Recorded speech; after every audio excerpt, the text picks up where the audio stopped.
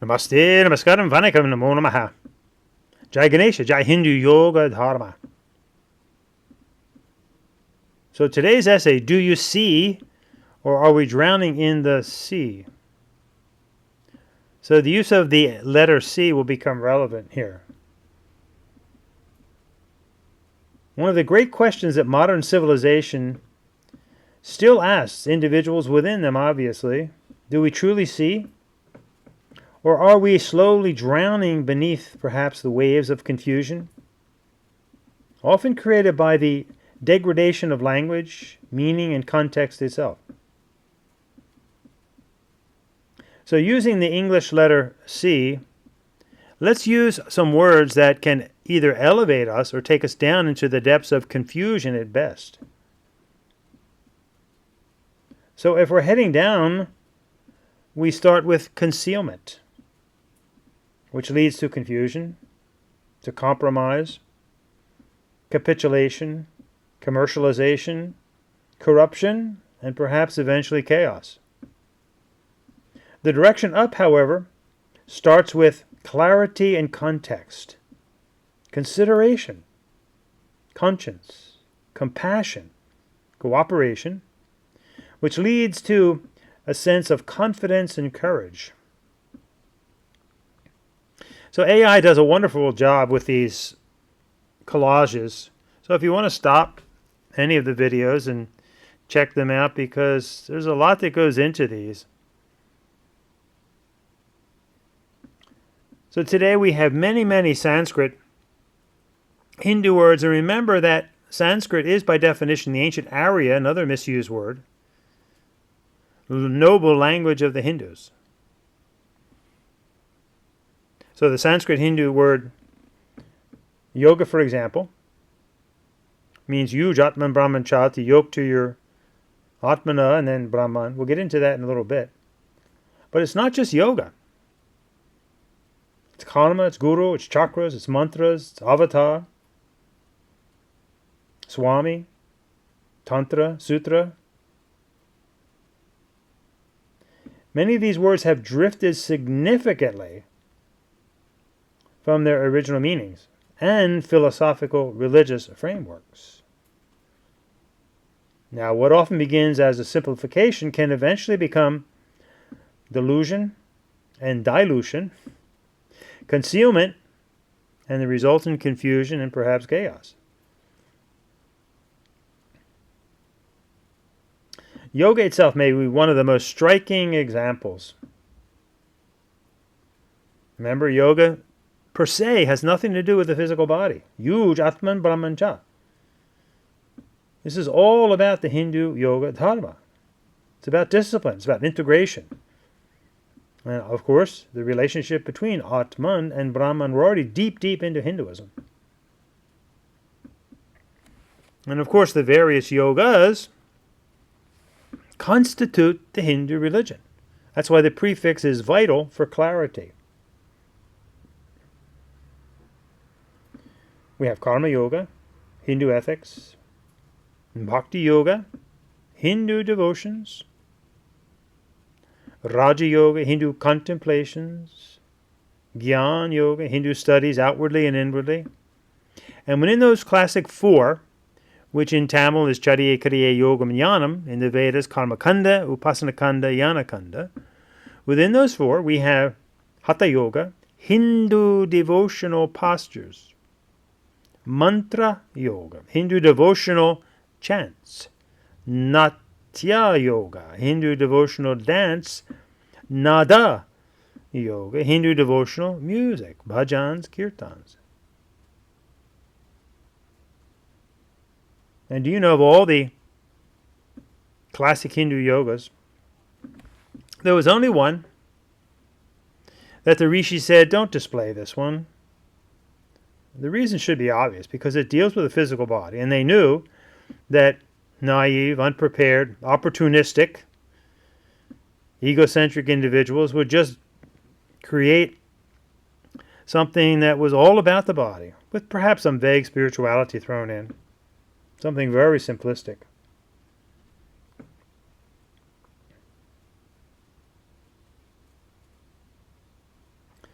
Now, it gets even worse, folks. We have hot yoga, power yoga, dog yoga, laughter yoga, nude yoga, goat yoga, beer yoga, Ted's yoga, Mary's yoga, Kino's yoga. Just think if that was done to any other religion. If you turn baptism into underwater therapy or aquatherapy. If you turned communion into a wine tasting. You know that the Christians would speak up. If you misuse the word imam, for example, diet imam, fitness imam, like people use the word guru or misuse it, diet guru, fitness guru, you know they'd speak up. But Hindus have a problem. And that problem creates a great insult towards all of those like Patanjali and others who created all of this for all of us to enjoy. So it's actually quite an insult to them. Now, here's something that is a bit disturbing. Obviously, we have reformers through time. We have celebrity gurus that have really been responsible for all of this. But if we look back at something recently, a statement by a very famous YouTube Swami, Swami Sarva Priyananda. And he said, quote, "I remember a yoga teacher from India in exasperation coming up to me and saying, 'What is this the Westerners are doing to yoga? Beer yoga, goat yoga, this is blasphemy.' And I said," Swami Sarva Priyananda, "look, two things. One, it was in our hands for centuries. But what did we do with it? Nothing. It was dwindling and dying out, even in India. Now the Westerners got a hold of it, and it's a worldwide phenomenon. It's out of your hands. It's out of my hands. Good. No matter how we react or what we say, it's not going to make much of a difference. On the other hand, this pushback for authenticity, for being rooted in tradition, that's also good. That keeps a kind of correctiveness to this whole move. It's now not just yoga, it's all the others. It's Vedanta, it's Buddhism. Think deeply about this statement. This has great civilizational ramifications. While perhaps some of this may contain legitimate observations about cultural adaptation, but when does adaptation become appropriation?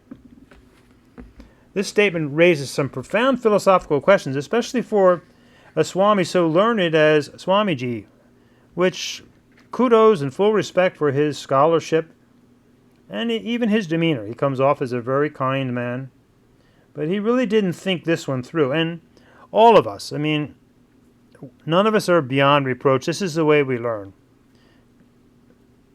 Justified criticism is appropriate. So this is not to disparage Swamiji's work, but in this case he really got it wrong, and he's a prime example of why we have this modern yoga of today. Obviously something he didn't realize. So the first thing is that the statement appears, and does, use the word imprecisely. And Hindu civilization certainly did not, quote, do nothing with yoga. Yogic life remains continuously embedded within Hindu civilization through temple worship, bhakti yoga, contemplation, Raja yoga, mantra yoga, guru shishya traditions, renunciation, pilgrimage, cross-legged seated discipline. Go in a Hindu mandir and watch people sit in Sthira Sukhamasana, in a Hatha Yoga asana for hours and hours.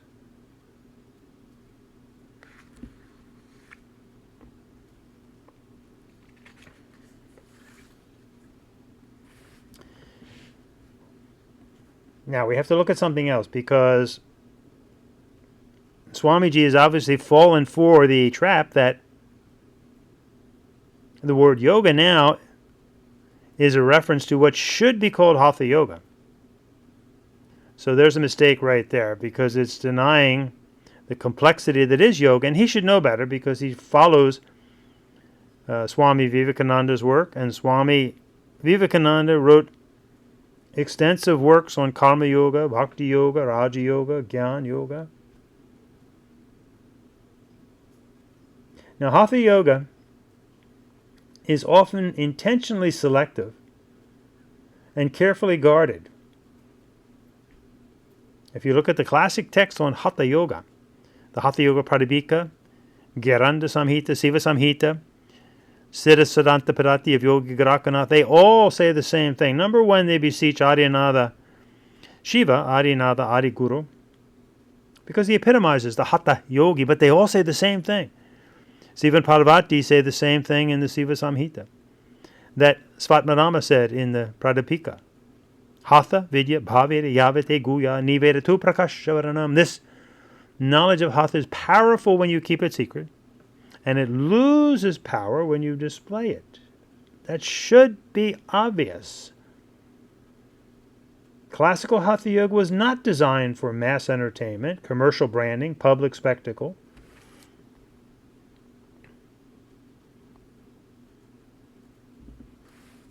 $200-hour certified professional yogis.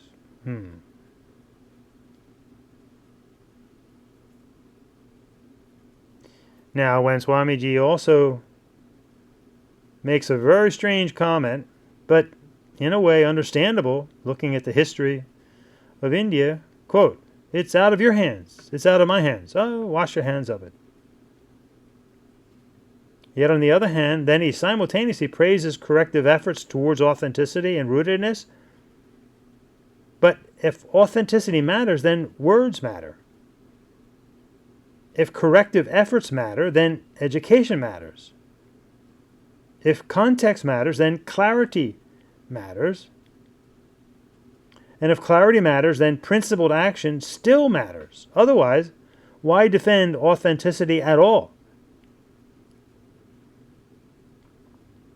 Now, this tension becomes even more significant when considering that the traditional role of a Swami within Hinduism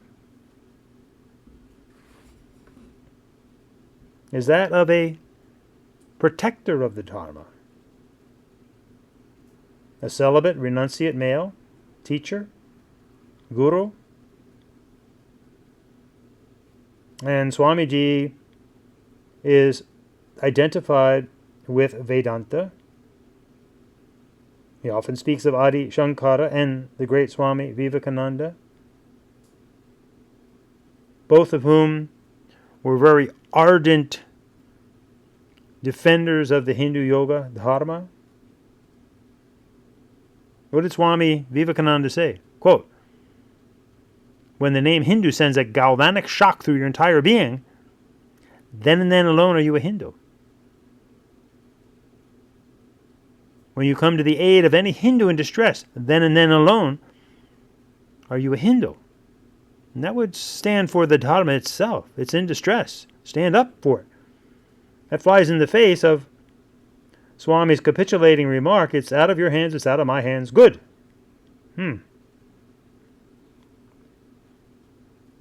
So it's quite ironic that Swami Sarvapriyananda often references Adi Shankara and Vivekananda and the Bhagavad Gita. What's the message of the Bhagavad Gita?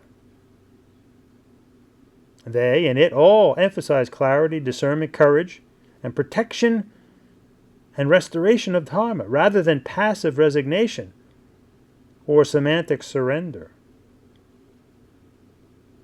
Look at Arjuna's crisis on the battlefield.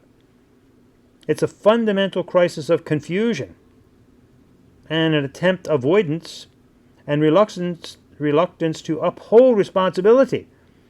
And Krishna repeatedly calls him out towards discernment, courage, clarity, principled action without attachment to the outcomes.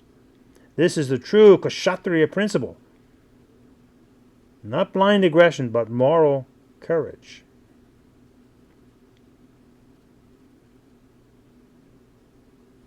Now, we cannot deny that throughout history, India has repeatedly faced waves of invasion, colonization, fragmentation, cultural pressure. foreign invasions, internal divisions, colonial reinterpretations, missionary critiques, and modern commercial forces all contributed to the weakening, the concealment, and the distortion of many Hindu traditions. In this sense, the issue of capitulation is not merely philosophical, but historical. Too many Indian quote-unquote gurus who they all probably deny the word Hindu. They deny the word Hindu. Why? Because that would limit their popularity. That would limit their class size. That would limit their funds. It's interesting they all deny that. They say there's teaching something universal. It's not universal. No religion's universal. It's for anybody who wants to join it, yes. But claiming any religion is universal is really an extremist, fundamentalist, universalist mindset.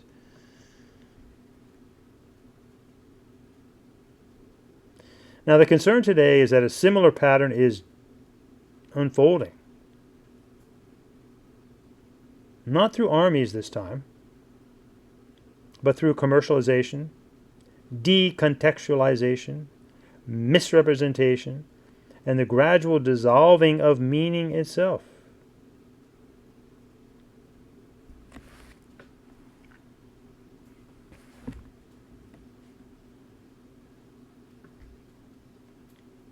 The concern today is that a similar pattern is unfolding, and the issue is not whether traditions should interact globally. Cultural exchange has always existed. But the deeper question is whether sharing occurs transparently and honestly, or whether concealment gradually dissolves meaning itself. Popularity alone does not guarantee integrity. In the Vedic tradition, it was only Guru and one or two Shishyas. No mass movements. And do your homework on the mass movements that came to the West. And the vast majority of them ended up in horrible scandals, ruining the lives of many people who otherwise may have wanted to pursue a deep life in becoming a Hindu. And one can become a Hindu. That would take intense study, of course, thorough commitment.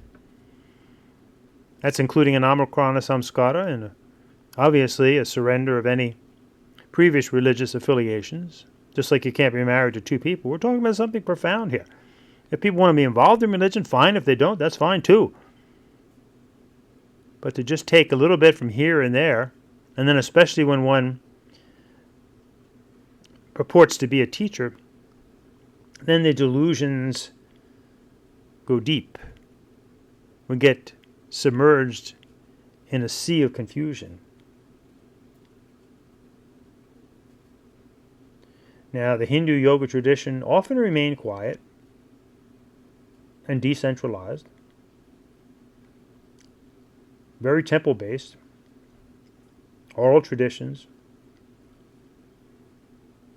But this hidden nature of it does not necessarily mean that it is extinct or that we did nothing about it. Swamiji should know this. Countless sadhus, yogis, yoginis, off doing their sadhanas.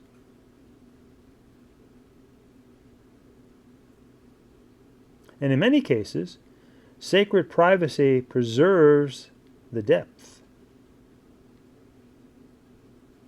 A great mystic from Sri Lanka said, attracting people to yourself is another self-deluding activity. Now, when the sacred teachings are severed entirely from their philosophical roots, and what happens when you take something from its roots? It dies.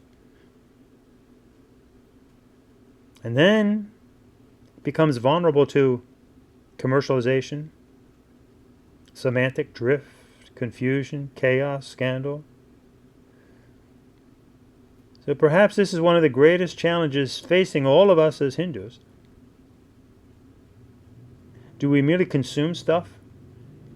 Or are we truly seeing? Let's try to restore the balance. And As the Rishi said in Brihad Aranyaku Upanishad, and Swamiji knows this, Asatoma Sadgamaya, Tamasoma Jyotir Gamaya. They're not saying be immersed in ignorance, capitulate to confusion. No, they're saying lead me from untruth to truth, from unreal to real. And in today's parlance, we could say from phony to real. Non-Hindu yoga is phony yoga. In fact, it's all hot yoga, stolen. And the rishis further said, they were talking to themselves. They didn't say, keep us steeped in capitulation and ignorance. They said, no. Tamasoma jyotir gamaya. Lead me from ignorance to a more enlightened state of being. Remember, all the religions of the world are a way to their devotees, their lifestyles to all their devotees. The Hindu yoga dharma is no different. In fact, we like to say that we follow the Hindu yoga, religious, spiritual, scientific, philosophical lifestyle. We've adopted and adapted much of it, obviously using English, but appropriation is totally different. That's when you sever it from its roots. Ask people today, what is yoga? Oh, it's exercise. Or they'll say, oh, I'm a yoga teacher. I'll teach you what is yoga. We've fallen a long way, fellow Hindus, and we only have ourselves to blame for all of this. And it's a recent phenomena, so with hard work, we can change it. Think of the attitude of, it's out of my hands, it's out of your hands. That is not a sign of a kshatriya. That is not what Krishna was teaching Arjuna. That's the sign of weakness. That's the sign of capitulation. That's the sign of, if you can't beat them, join them. I've actually had Hindus actually have such a lack of awareness. They've actually said that, oh, Swami, if you can't beat them, join them. Oh, okay, well, that's the words of a coward. Step up to the plate. Lead yourself from untruth to truth, ignorance to enlightenment. And we have a great message for the whole world, that we are a way. We're not the way, and we're not a universal way. This is wisdom. So be proud to be a Hindu. Say to yourself and others, I've got a dot on my head. And that comes from the Vedas.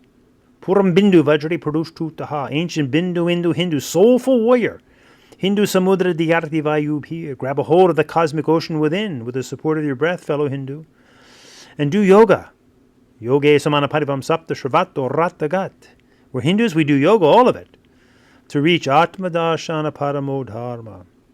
And then there's a time to keep our mouths shut. Mauna Vakyapara Brahman. And there's a time to speak up. We live in this world of duality, of Prakriti and Purusha. We need to be very concerned about Prakriti, worldly things. This is a good balance. Mahaganapati is teaching us that. Watch as he sits often. Many deities also. 1 foot up, 1 foot down. Keep that balance in your life. And then there'll be a time for both feet up into deep contemplation. But be proud to be a Hindu. Again, say I've got a dot on my head and it's really, really red. It's a bindu. Because I'm a Hindu and I'm proud to be a Hindu. What about you? And I do yoga because it is Hindu. Karma, bhakti, hatha is too. Rajagyan, it's all yoga. It's all Hindu. It's not boga, meaning bogus. And fellow Hindus, let's strive to be a united Hindu family. Saiva, Vaishnava, Shakti, the three. So let us live in harmony and follow the Dharma and plant your yoga tree. Karma, Bhakti, Rajayani. This is Hindu Dharma. Om Shanti, Shanti, Shanti.